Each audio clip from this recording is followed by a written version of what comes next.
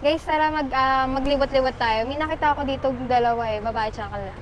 Tara, tanungin natin sila. Hello po, ate, kuya. Pwede po kayo may store pa saglit. May konting katanungan lang din po ako. Bali, anong pangalan mo, ate? AJ. AJ ko, kuya. At po. Bali, ano po yung ginagawa niyo dito?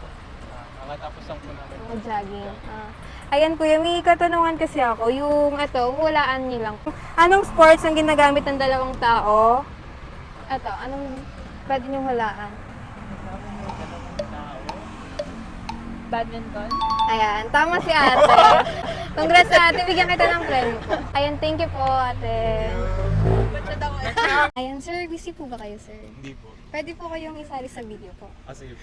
Ayan. Then meron akong pag-games po, which is ito, huhulaan niyo lang po siya guys.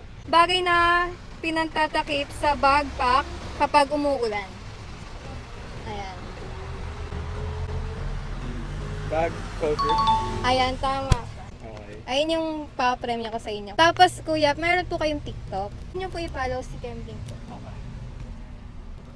Ito po. Ayan po. Follow niya. Thank you po, sir. Thank you. Pwede po kayo ma-interview saglit. May palaro kami. At hulaan niyo lang siya, guys.